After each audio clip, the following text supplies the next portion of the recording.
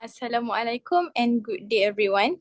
Thank you for joining our first meeting. So the goal today is to confirm our project case, assign roles and discuss what each of us will do. So I'd like to start by proposing our case, investigation of battery failures in power banks sold in Malaysia due to thermal runaway from poor quality control.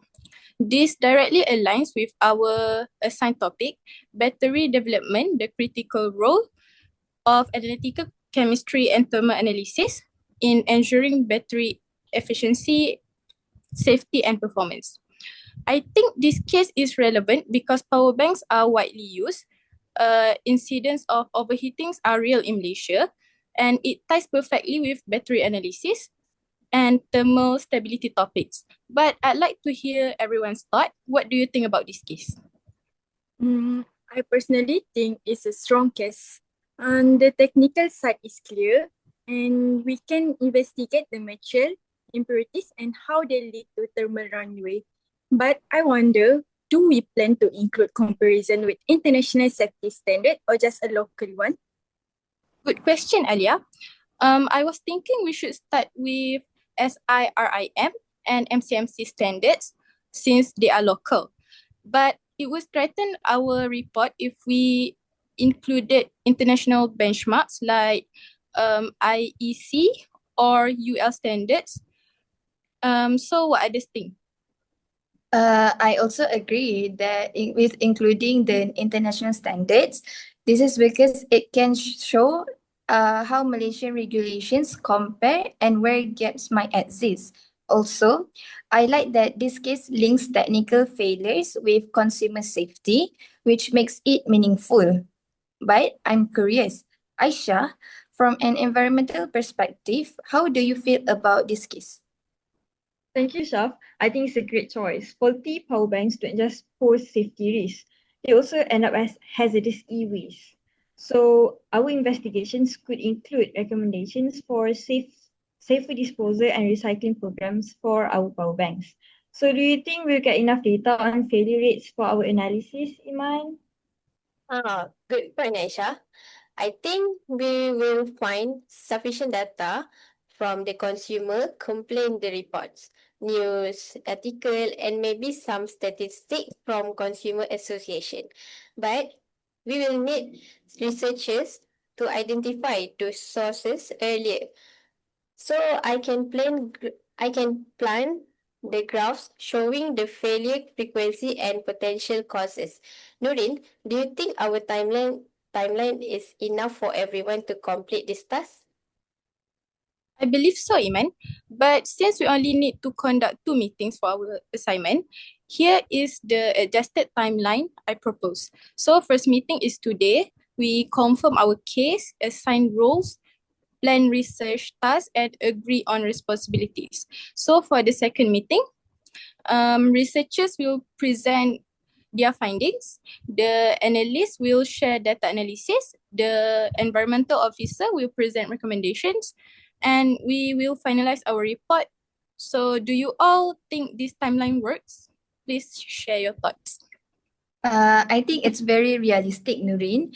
2 meetings mean we need to be disciplined about the deadlines, but I believe we can manage if we communicate regularly in our group chat.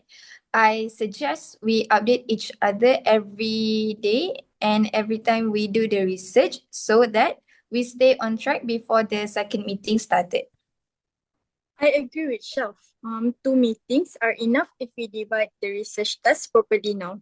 I propose that I focus on technical failures like impurities and battery design flaws, and Shaf can concentrate on QC problem and standards. Division sounds good. If you both can share your findings at least 3 days before our second meeting, I'll have time to prepare charts and also the analysis. I also think we should plan our second meeting agenda today so we all know what to present. I like the idea, Iman. For the second meeting, I will present the environmental risks of faulty power banks and recommendations for safe disposal and recycling programs. Could I get updates from the researchers about any environmental standards you come across? Absolutely, Aisha. If I find anything about eco-certification or safety label, I will share it with you right away. Same. I will also let you know if I find any info on disposal laws or recycling guidelines in Malaysia. Okay, great teamwork. So here are the assigned roles and responsibilities. Alia and Shaf, you will start researching the topic right away and aim to complete your part within a week. And then Iman, once you receive your findings, you can begin your analysis so you'll be ready by the second meeting. Aisha, you will explore environmental impacts and prepare eco-friendly recommendations. I will handle setting up the shared Google Drive folder and uploading today's meeting minutes. So let me know if you are comfortable with this task or if you like to suggest any changes. I think the agenda looks good. It covers everything we need to wrap up the assignment. I agree too. It gives a clear structure for the second meeting. Same here. I'm good with the plan that you structured. I'm in, so let's do our best to finish our research on time. Okay, so this is the second meeting agenda. You can see researchers present findings, analysts share data analysis, environmental officer presents eco-friendly recommendations, and discussion on integrating findings into final report. So perfect, everyone. Thank you for your contributions today. Let's keep updating each other in the WhatsApp group and aim for a productive second meeting. I share the minutes tonight and confirm the date for the next meeting. Assalamualaikum and goodbye. Waalaikumsalam. Thank you, Nurin. Bye, everyone. Thank you, Erin. Thank you, everyone. Thank you, everyone. Assalamualaikum and good day, everyone. Welcome back and thank you for being here for our second and final meeting. In our first meeting, we confirm our case topic, assign roles, and plan our research tasks. Today, we'll be presenting all our findings, discussing our recommendations, and finalizing the outline for our final report and slides. Just a reminder, our case is investigation of battery failures in power banks sold in Malaysia due to thermal runaway from poor quality control. This issue is highly relevant to our assigned topic on battery development and the role of analytical and thermal analysis in ensuring safety and performance. As you can see, this is our team organizing chart, and each member will now share their findings, followed by a short discussion. So let's begin. Hello, guys. Good evening, everyone. I'm Alia as a researcher for our project. So today I will explain the technical and material level reason why batteries fail, including how impurities, design flaw, and thermal instability can lead to dangerous outcome like short circuit or explosion. Let we move to what causes of the battery failure. Next slide. So this is the common technical failure that can cause battery, because most failure begin with physical or chemical flaw inside the batteries. So for example, if separator melts due to overheating, it's low contact between the anode and the cathode, causing in a short circuit. For the next one is electrode defects. Defects can cause dendrites. So, or if the electrodes are unevenly coated, lithium dendrites can form and burst separator.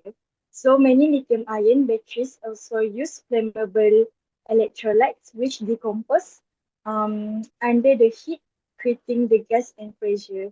So what caused by all of this failure is they don't meet serum standards or lack of quality control, or we know it's SQC. So this is a tragedy that caused by battery failures in Malaysia. Next slide.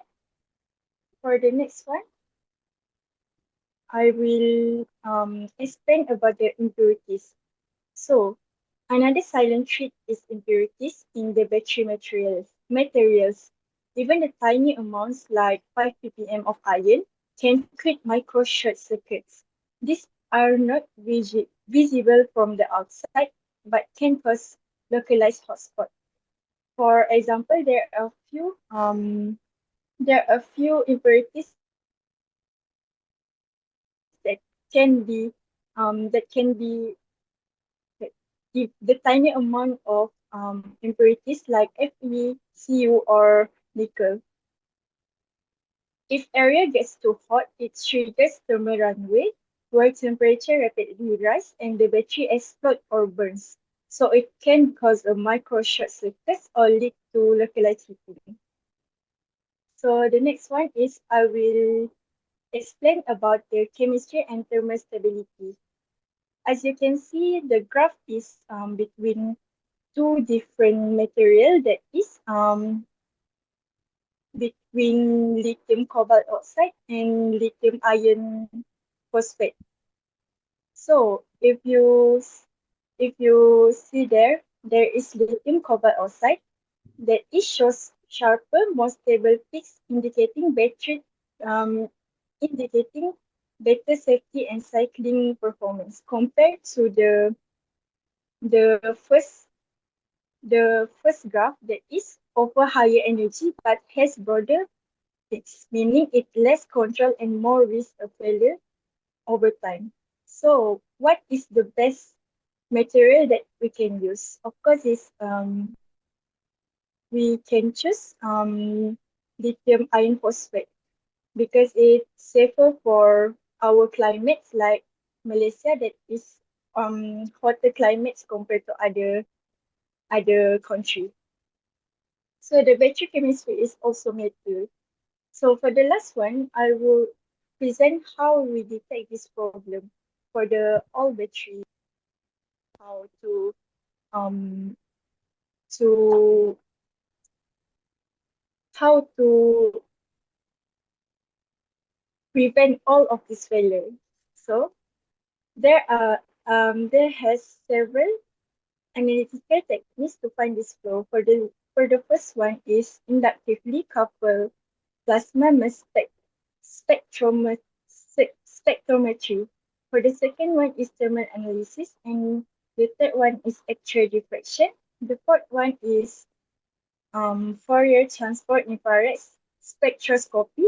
For the last one is scanning electron microscopy. So we choose for the best one is ICP-MS, that is inductively coupled plasma mass spectrometry. So this technique is can detect trace metal drawn to PPB and used to monitor Cu and nickel contamination in cathode or anode in powers. So I think so to sum up, most battery failure happen inside the cell long before anything visible.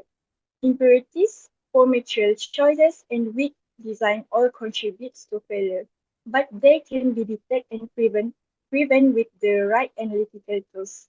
This scientific understanding is foundation for better QC, smarter regulation, and safer orbit and greener batteries. Now, now we have seen the internal causes of the battery failure.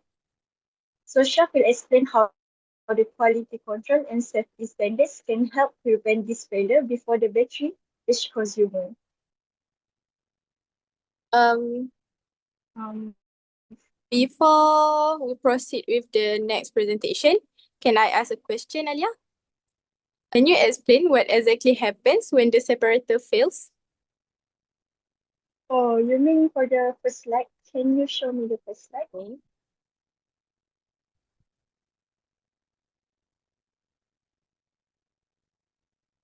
Mm, this one.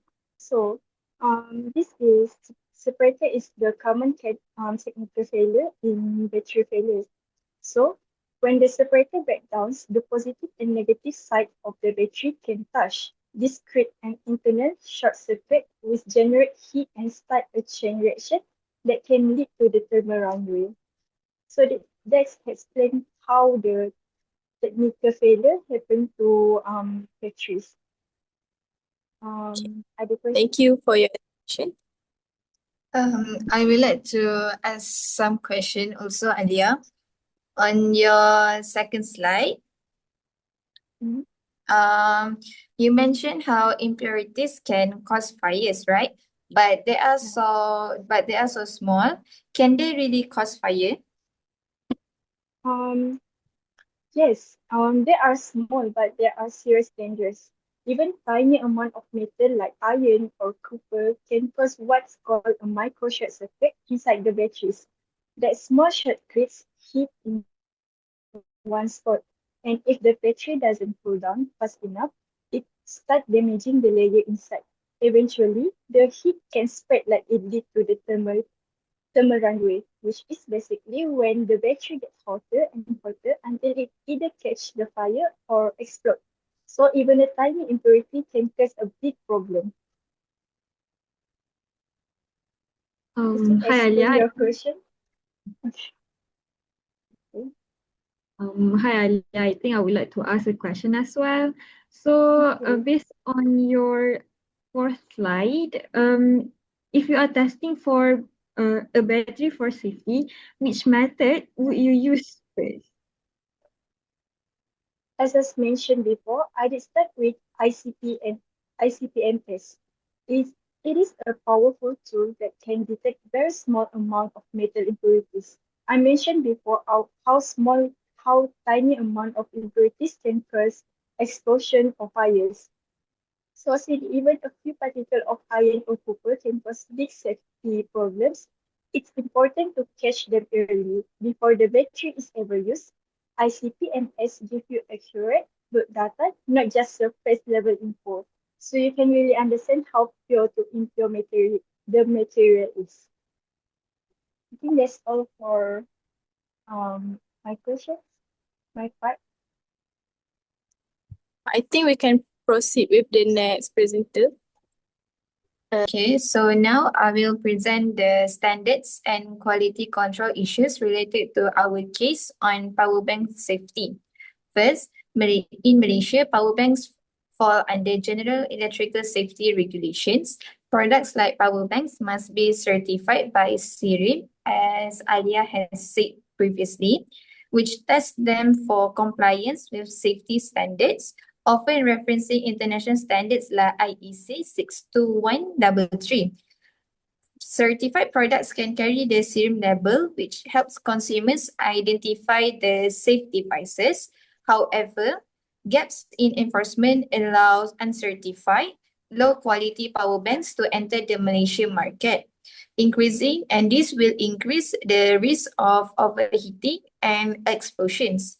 Next, although MCMC doesn't directly certify power banks since they are not communication devices like mobile phones, it plays an important role by issuing consumer advisories. For example, MCMC has reminded the public to buy certified chargers and power banks to avoid the fire hazards, to prevent from fire to occur. And this shows that MCMC rules in raising awareness, even if certification itself is handled by SIRI. Next slide. Now you see the incident that caused by overheating of power bank.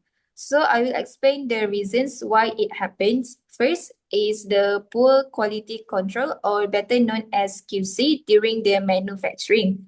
Some power banks, especially the cheap ones, are produced without proper safety checks, and defects such as impurities, misaligned components, or uneven assembly can go undetected and reach consumers.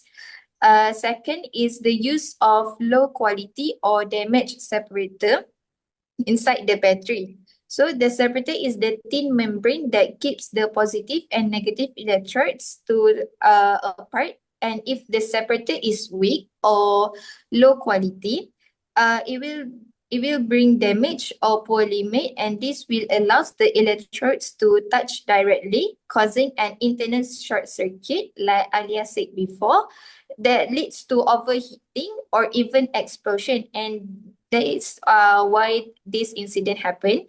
And lastly, no compliance with safety standards like SIRIM certification or international standards such as IEC 62133. Without these standards, products don't go through proper testing like overcharge or thermal abuse tests.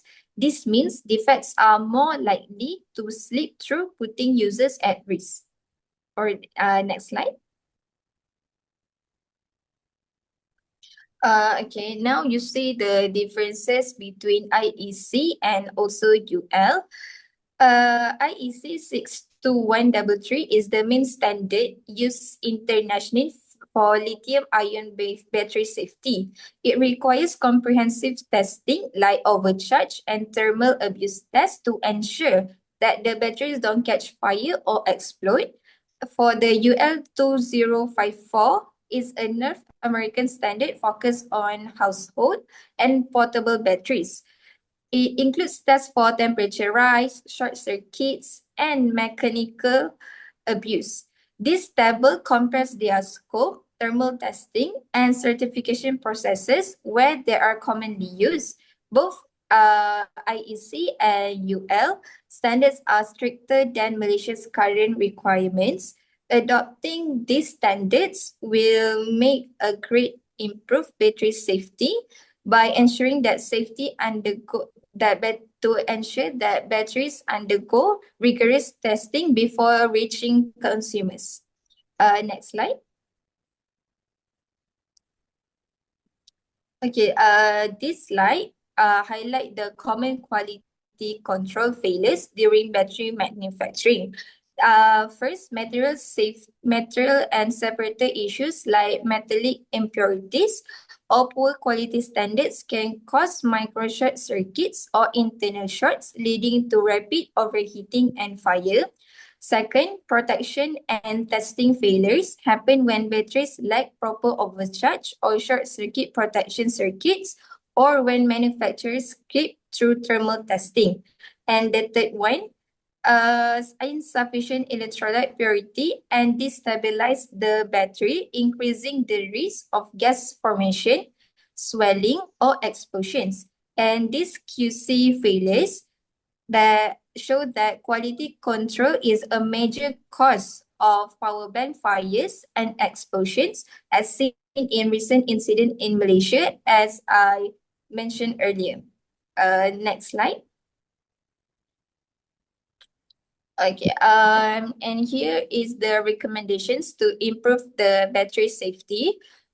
First, Malaysia should align local standards with IEC or UL, as they are very stricter than SIRIM certification in Malaysia, and this can be adopted by their comprehensive safety requirements into regulations. Second, manufacturers should implement regular sampling and analytical testing.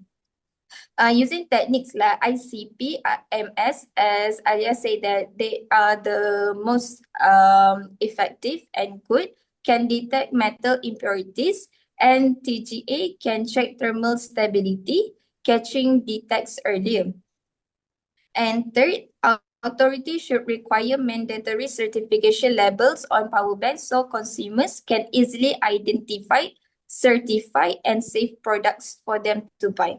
And lastly, we need to encourage eco-friendly recycling programs for faulty recycling. For faulty batteries, this reduces electronic waste and helps to prevent hazardous batteries from ending up in landfills. That's all. Any question you want to ask? I have one question for you. Do you hear me? Yes. Yes, yes. Okay, Shaf, you mentioned at the third slide You mentioned that IEC and UL standard. Why do you think Malaysia hasn't fully adopted this international standard yet? Okay, as you can see from this table, okay, that's a great question, Iman. Malaysia referenced IEC standards during certification, but adopting them fully into regulations can be challenging. Why? This is because factors like cost for local manufacturers, lack of awareness among importers, and also inconsistent enforcement. And strengthening enforcement and requiring mandatory testing aligned with IEC or UL could greatly improve safety. Any other questions? Chef, I have a question for you. Your slide about QC failure, you talk about how impurities causing microshots. How can you manufacturers practically detect these impurities before batteries reach consumers? Okay. Good question, Alia. Manufacturers can use analytical techniques like ICP-MS to detect trace metal impurities in electrode materials during quality control. And additionally, scanning electron microscopy can inspect separator uniformly. Regular sampling and through material analysis are key steps to catch these issues before mass production. See, So I have a question as well. For the fifth slide, in your recommendations, you propose mandatory certification labels. How would these labels help consumers make safer choices? Okay. Mandatory certifications labels like SIRIM or equivalent mark make it easy for consumers to identify products that meet safety standards. Maybe when they want to buy power banks, they need to look for the certified SIRIM first. And when this can increase the potential for dangerous devices or incident to occur. And this simple step also can significantly to reduce the risk of incidents to happen. Thank you for your answer. Good afternoon, everyone. Today, I will be presenting the investigation into battery failures in power banks sold in Malaysia, particularly focusing on thermal runaway caused by poor quality control. I'm presenting this from the perspective of the analysis in the team, the one who examined chemical costs and conducted scientific analysis. Next. In recent years, there has been a rise in power banks explosion and fire reported in Malaysia. These are not isolated incidents. Many are caused by a chemical process called thermal runaway. This investigation aims to trace the root causes, evaluate compliance with CRIM and MCMC standard, and propose solution based on scientific evidence. Next. So what is thermal runaway? Thermal runaway is a self-heating chain reaction. It happens when the battery's internal temperature rises uncontrollably, often leading to smoke, fire, or even explosion. And this cause can include internal short circuit, overheating, metal impurities, or simply poor design and low quality materials. Next.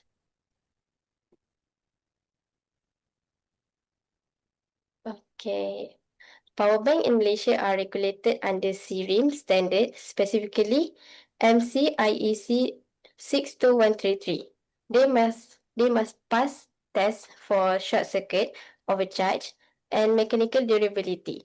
The MCMC also issued the consumer alert about counterfeit or non-certified unit. Unfortunately, many power banks sold online and imported cheaply lack proper certification. Next. There have been several high-profile incidents a batik air flight filled with a smoke due to a burning power bank. Next, over 300 uncertified units seized in 2024 by KPDN. And lastly, a teenager was injured after a unit exploded while charging.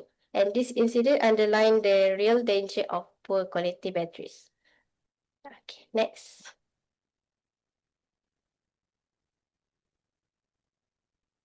Uh, as the analyst, I use chemical tools to examine field battery sample. ICP-MS was used to detect trace metal impurities in electrode or electrolyte. Why it is important? Because even a small amount of this metal can trigger internal short circuit. Other than that, poor material purity, it will catalyze the thermal runaway. Next, TGA and DSC were used to study how the battery component break down when heated. This technique helped identify the unsafe thermal behavior. Why we use this method? Because it is precise, sensitive, and also reliable. Other than that, it will reveal hidden chemical weakness, not visible by external inspection, and it is essential for post-failure forensic analysis. Next. Okay, here's a comparison chart. Failed batteries had a significantly higher levels than iron, copper, and nickel than certified unit. This showed that the material used were impure and poorly processed, a clear sign of bad quality control. Next. Our thermal analysis showed that failed battery had exothermic reaction at around 130 degrees Celsius. It is a warning sign. This means the material used were not thermally stable and could decompose quickly, triggering the fire. Okay. Next.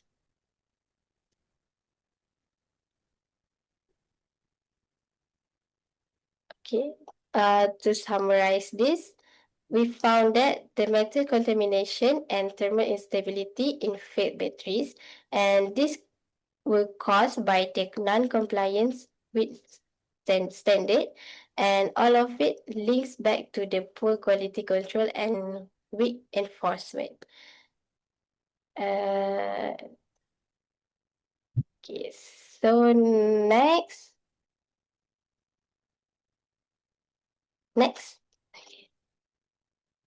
For the recommendation, we recommend 4 key of action, which is mandatory batch testing using ICP-MS, TGA, and DSC to detect metal contamination and thermal instability.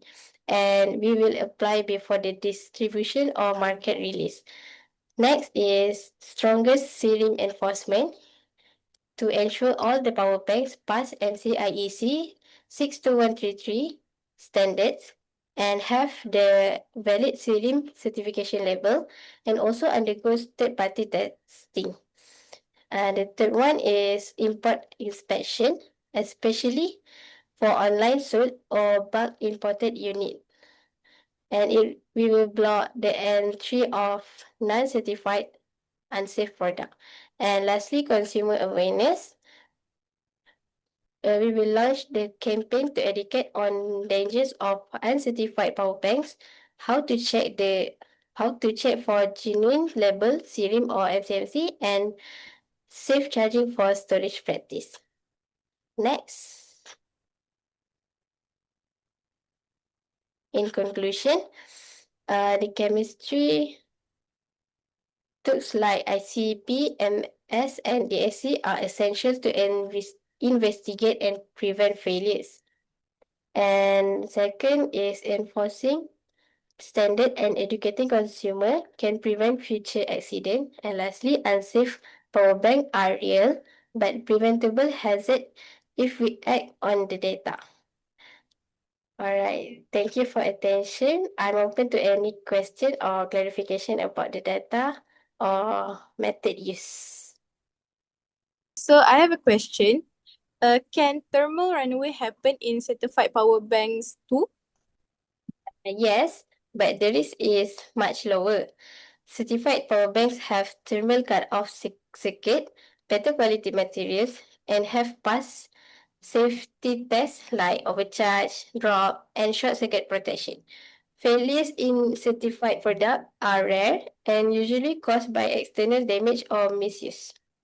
That's it. Okay. Thank you for your explanation. So now let's move on to our last presenter. Okay. So good day, everyone. So let's move on to the environmental aspects of our power bank usage. Next slide, please. Okay. So actually, a power bank is consists of lithium-ion battery. They could be consist of one, two, or more lithium-ion batteries in a single power bank. So let's dive into lithium-ion battery. So in lithium-ion battery, we have main components of cathode, anode, electrolyte, and current collector. For the component of cathodes, we have lithium cobalt oxide, anode, lithium titanium oxide powder, and yeah, so all of this. Okay, next slide. As you can see from the slide, from the previous slide, it says that almost all of the components of cathode anode are from naturally occurring minerals that can be obtained through mining. So when we talk about mining, the main thing that happen actually deforestation. And okay, so let's move on to the first mining, which is the mining for lithium elements that usually happen in Australia, China, and Chile. So for every ton of extracted lithium, generating approximately 50 tons of carbon dioxide emissions. As we already know, carbon dioxide is a major greenhouse gases that could cause greenhouse effects to our earth, and also causing oh my god, global warming. Okay, so not only that, it could also cause ecosystem degradation, water depletion, and pollution. So the next the second most crucial element in lithium ion battery, which is cobalt. Cobalt mining usually happens in Congo, that supplies up to 70% of global market. So in Congo, actually, the main issues that happens is human rights. So they use child labors without any pay, hazardous working conditions without proper PPE, and endangered vulnerable populations of Congo. So actually, cobalt powders is very toxic to touch and breathe. And these mine workers, they do not even have proper PPE. They even bring their babies to the site, which is very concerning, right? This actually lobbied from the big tech corporations such as Samsung's, Apple's, and however, Apple's actually has stepped up their game in which they will use 100% recycled cobalt in batteries by 2025. So they actually have moving on from this inhumane act. So they actually moving on into more sustainable solution for their batteries. Next. So for disposal guidelines, we actually do not have any substitute for lithium-ion batteries. Lithium-ion batteries is actually the most, I would say, convenient, portable, very lightweight, very, they could store lots of energies and all. So these disposal guidelines are actually the guidelines for us to recycle these batteries. So we should not these power banks should not go in household garbage or recycling bins. Battery terminals must be taped or placed in separate plastic bags to prevent fire. And as we already know, lithium is very sensitive to air and moisture, right? They are very reactive. They are group 1 materials, elements, and they are very reactive to air and moisture that could explode and must be taken to recycle at e-waste collection centers that are stated by Department of Environment in 2021. It is actually very convenient to us. For example, we have Tan Boon Min, Senjang Berhad, Senq, Senhang, which is actually a tech stores. So we can go to tech stores and give our used power banks or our failed power banks and all to give to them to be collected and recycled. Next. Okay, so for recommendation, a research from Basa et al. 2024, in this research, they are working on solar powered power bank, which is utilizing photovoltaic cells to convert sunlight into electricity. So this power bank is actually not Okay, they could reduce dependence on conventional energy sources and minimizing impact on environment. And also, most importantly, reduce carbon footprint and portable energy solution even in wilderness. Because they do not use conventional electrical resources that we need to charge them. We just need to charge them through sunlight. But also in this power bank, they actually still using lithium ion battery as the storage, energy storage, because we cannot find a replaceable solution for lithium ion batteries. Next. Oh, I think that's all from me. Where do I lie? Do you have any questions or concerns? Aisha, I do have one question for you. Why is it critical that used batteries are not disposed of with household waste or standard recycling bins? Okay, so basically used batteries should not go in household garbage or recycling bins because they can pose fire hazards, environmental contamination risks, and require special handling and recycling to recover critical mineral safely. I think safely. Thank you. Okay, so now that everyone has presented their findings, so let's go into our group discussion to make sure we are all aligned before moving forward. So I'd like to start by asking, do we all agree on what the root causes are for battery failures in Malaysian power banks? Yes, I think we are all seeing the same core issues, which is for quality control in manufacturing, and some brands skip proper testing or use substandard cell, which increases the risk of thermal runaway. I agree. Also, I found that many incidents reported in the news involve unbranded or uncertified power banks. So lack of regulation enforcement is also a major problem. Good points. Iman, based on your analysis, does the data support the manufacturing defects are the main cause?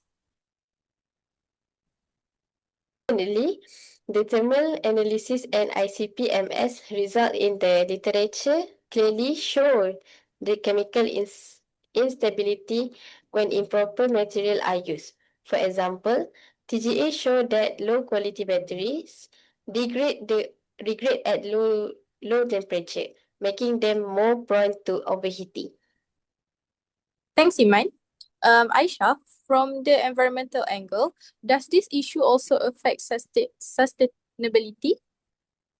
I think it does. Many fake batteries end up in landfills without proper disposal. So I find that Malaysia has limited e-waste recycling facilities, and if we don't promote clean design and proper disposal, the issue will worsen both safety-wise and environmentally.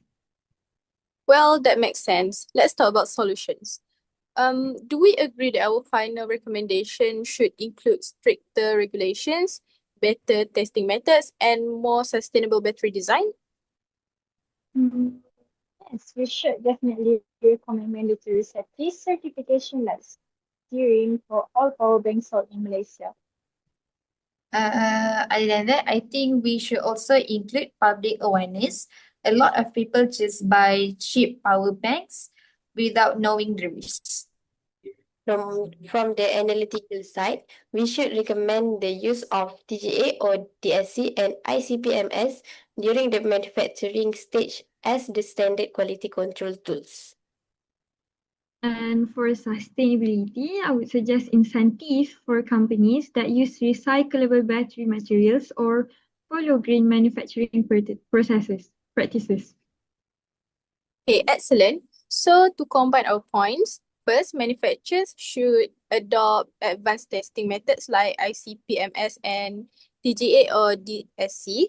Second, Malaysia should enforce stricter regulations and product certifications.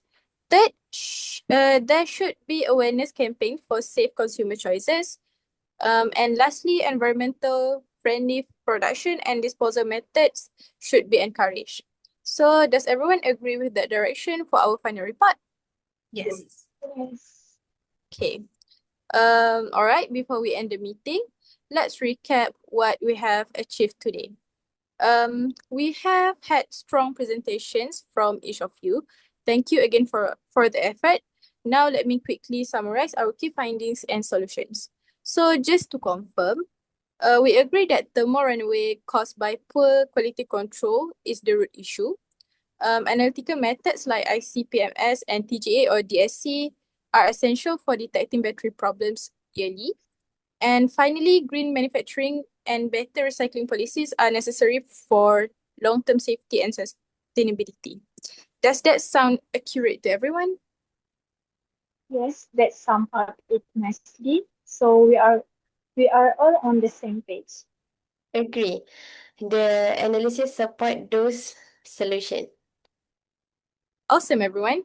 So thank you for today, and we are almost at the finish line, and I really appreciate the teamwork today.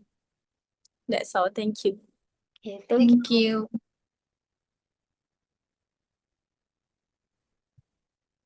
Done.